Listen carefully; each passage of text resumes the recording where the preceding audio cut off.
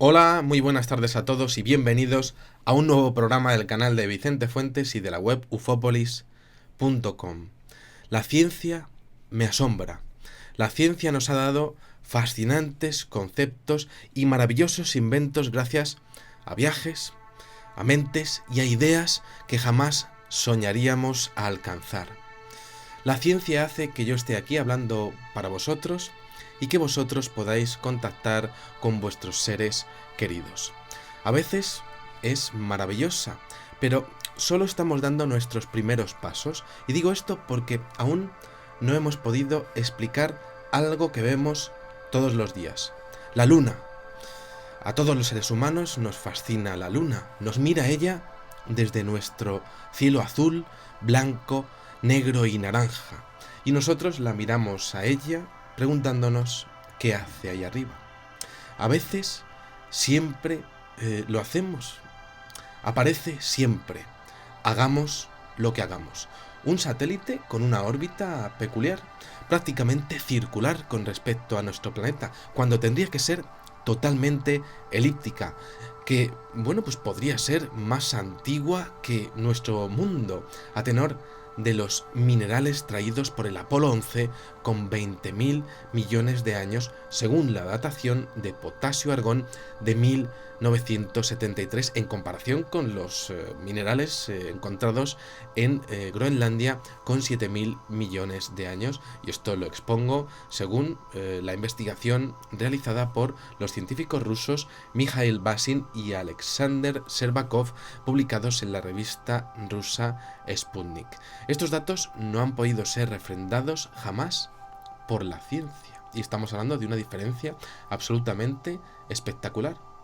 La Luna tiene 10 veces más titanio que las rocas más ricas en titanio de la Tierra en este compuesto. Tiene latón en su superficie, una aleación que tampoco es natural en la Tierra.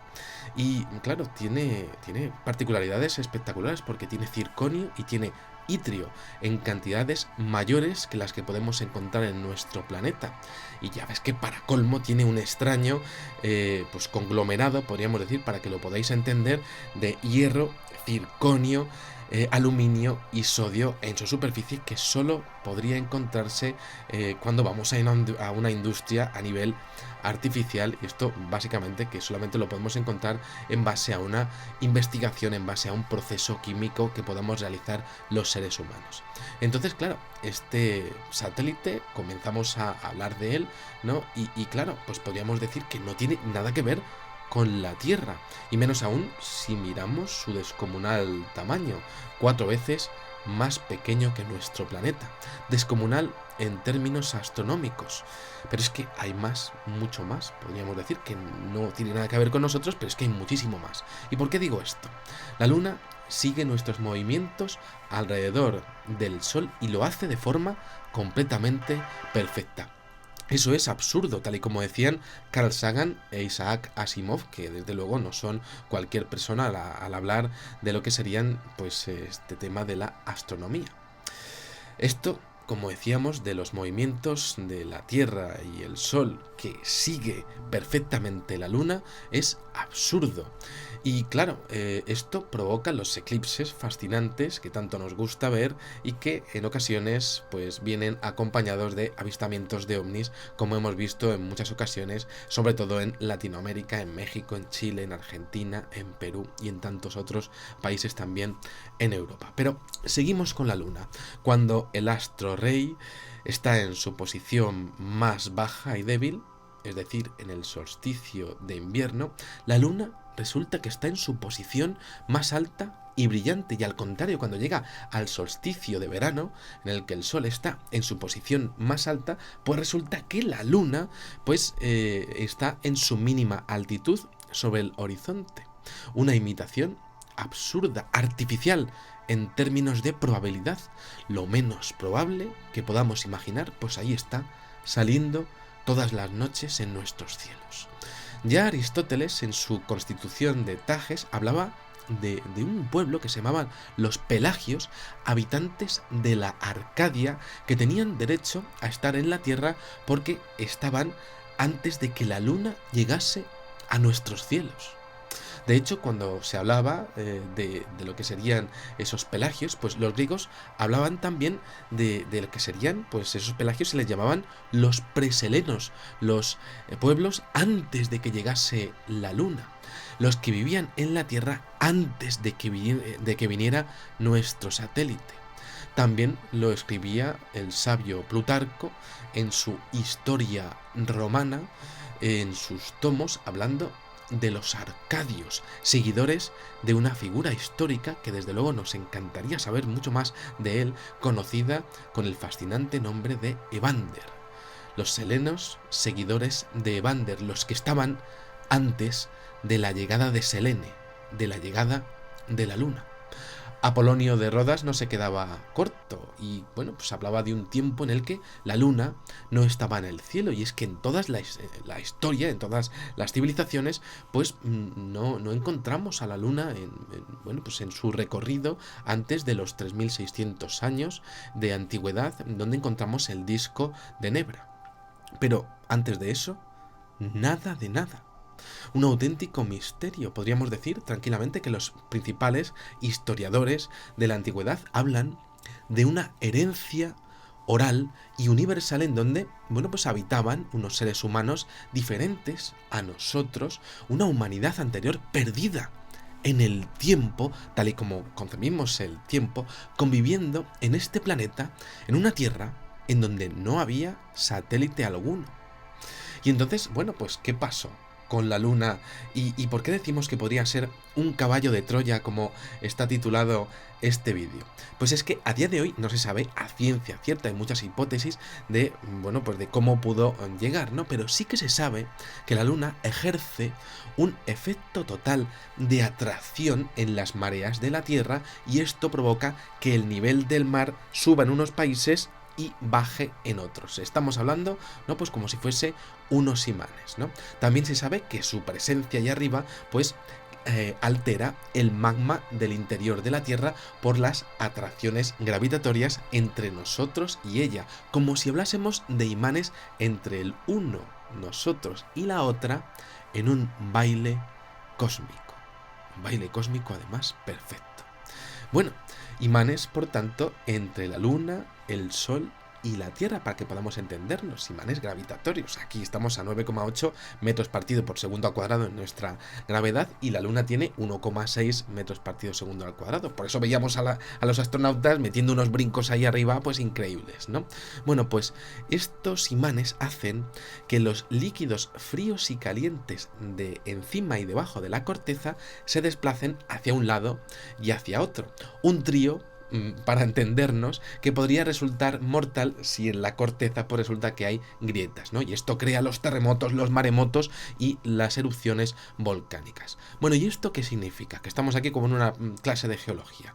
Pues esto lo digo por una sorprendente investigación del grupo de Departamento de Ciencias de la Universidad de Tokio, liderado por Satoshi Ide, que afirma que cuando tenemos luna llena, es decir, la luna encontrándose en un porcentaje muy alto detrás del Sol y la Tierra, o cuando tenemos luna nueva, es decir, cuando tenemos a la luna encontrándose en un porcentaje muy alto entre la Tierra y el Sol, repito, cuando ocurre la luna nueva o la luna llena, pues se producen a las 2 semanas grandes terremotos en determinados lugares de la Tierra. Y esto se puede ver, por ejemplo, pues en los terremotos del de Maule en Chile, el de Sumatra en Indonesia, ¿no? O el de, por ejemplo, el de Tohoku Oki en los últimos 10 años, entre otros muchísimos terremotos, ¿no?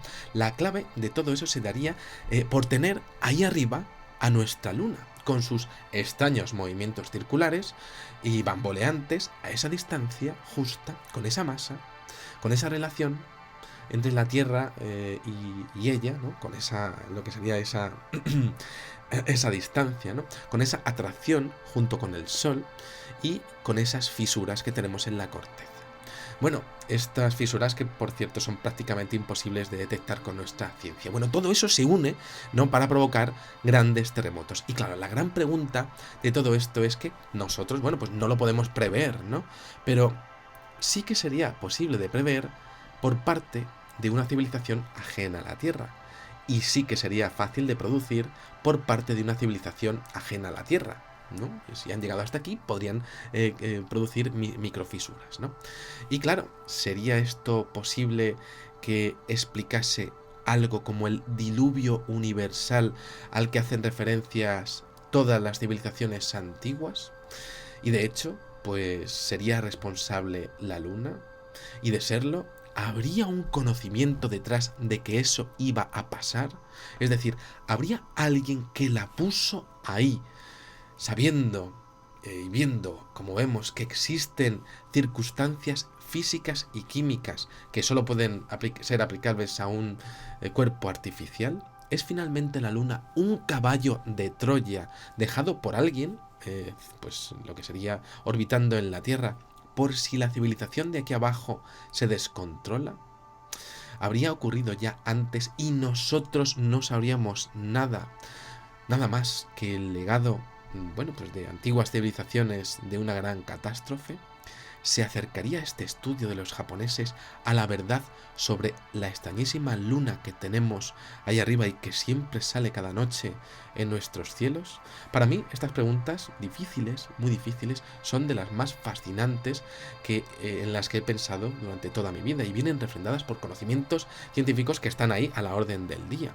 Pero yo pienso que hay que tratar de ir siempre más allá, ver más allá de todo, ¿no? Relacionar todo lo que pasa, ver lo que pasa y ver lo que ocurre a nivel científico, pero también abierto, ¿no? Sin cuerdas en la mente, sin esas cuerdas por las que, bueno, pues Tesla pues pudo desarrollar lo que eran sus teorías, y eso que fueron a por él brutalmente, ¿no? Aquí el amigo Edison y los suyos, ¿no? Los tremendos grupos y conglomerados que siguen mandando en la Tierra, ¿no? La Luna, sea lo que sea, siempre sale. Siempre sale. Y creo que nosotros somos libres de pensar en por qué sale. Y si alguien la dejó ahí, por si nosotros, estas hormigas que estamos aquí en el cosmos, nos pasásemos de la raya con nuestro amado planeta. Nos podemos hacer esas preguntas, no somos libres de hacerlas.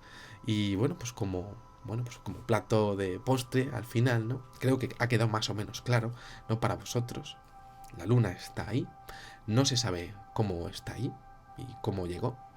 Tiene una composición química prácticamente imposible, tiene una distancia del Sol a la Tierra y bueno, lo que sería esa distancia prácticamente imposible. La composición física y química también lo es.